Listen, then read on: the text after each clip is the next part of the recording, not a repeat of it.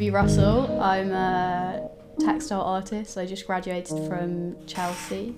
And yeah, I mostly work with textiles, but I've worked with loads of other things. But textiles is the thing that I felt most comfortable and successful in. My parents gave us a real curiosity for like embroidery and all craft and like knitting and sewing. So I was already really good at embroidery when I came to textile art.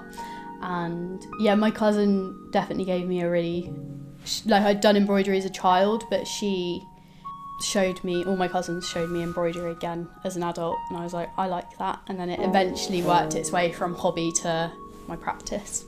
A couple of years ago, I read I Loved It by Chris Kraus, and I think she really like showed me that how amazing letter writing can be in terms of like talking about yourself but directing it to someone and talking about really interesting things.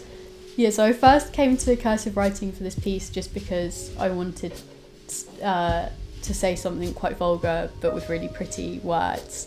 And you know, Guerrilla Girls do this and Bikini Kill does this. There's a Bikini Kill quote, "We are turning cursive letters into knives."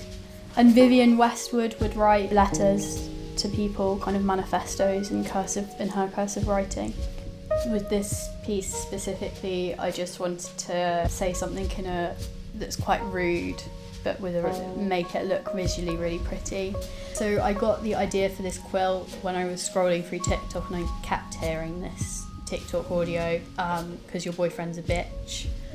And then I went and listened to the actual song by Tyler Cassidy. It's just called Boyfriend. And I got quite interested in it because it's kind of like that TikTok audio let women talk to one another and be like, this behaviour from men isn't okay. I just was struck by how earnest it is and how sweet it is, and I was kind of like, this feels really feminist, but in a really strange way, in a very like feminism that we see on social media and TikTok. When I first heard the song, I was like, it would just be really funny for it to be written on a quilt. It came from humour, and then it sparked a conversation with a lot of people that I know, and in a lot of crits about whether it could be seen as feminist or not.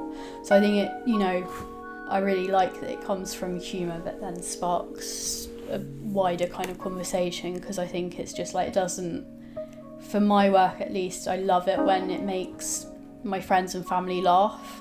Like that's, for a long part of my practice, that was the most important thing, just like making people laugh. Because I'm not very funny in real life, but I love to be funny in my work, you know. But yeah.